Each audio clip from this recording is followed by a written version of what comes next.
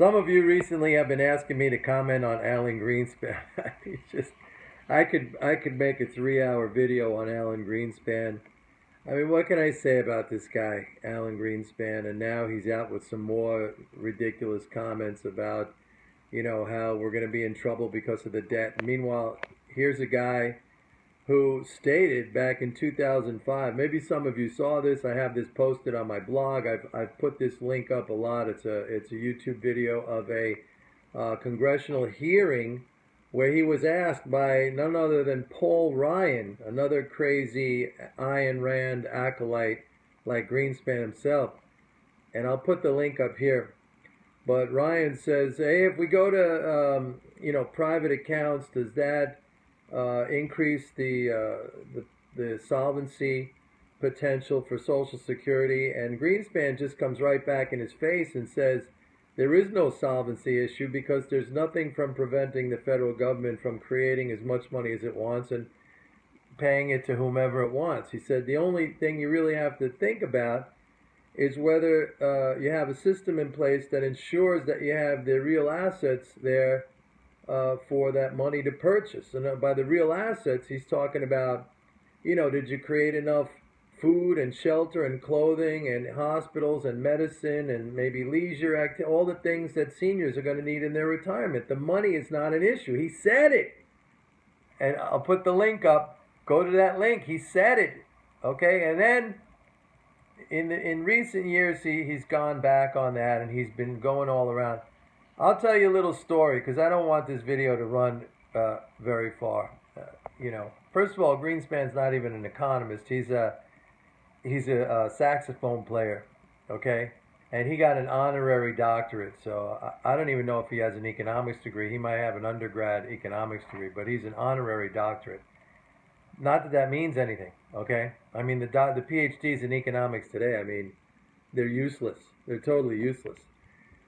But I don't know, about 6 or 7 years ago, I was invited to attend a Bloomberg event here in New York City for Bloomberg, the company, and Greenspan was a featured speaker. It was a big event, a night. It was at Cipriani's here in New York City on 42nd Street, and dinner and everything. So I don't know, there might have been 500 people there. And everybody was just like so excited because Greenspan was going to speak, and so we all got brought into this big dining room, this auditorium, and it was set up beautifully, like 5-course meal. They start coming out serving people cocktails, drinking, everybody's dressed up nice. And Greenspan comes out on the stage and he sits down next to this other guy who's a commentator for Bloomberg, this guy Keene, I think Kane or Keene, raspy voice kind of guy, who's completely also completely out of the know, like out of paradigm.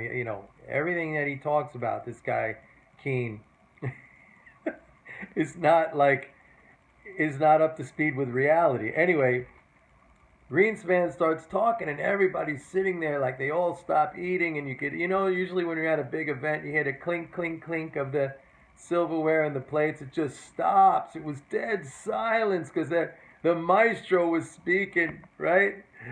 And then he starts getting into this thing about, the United States is going to be bankrupt and we're not going to be able to pay. Well, listen, yours truly, me, I got up in the middle of this whole thing in this big dining room auditorium, and I walked out. Who can say that? Who can claim they walked out on a Greenspan speech? I am sure I'm the only person in the whole entire world. I walked out on protest. I left my beautiful 5-course meal there. I wasn't able to have it or enjoy it. I walked out. It was awesome. People looking at me like, where's that guy going?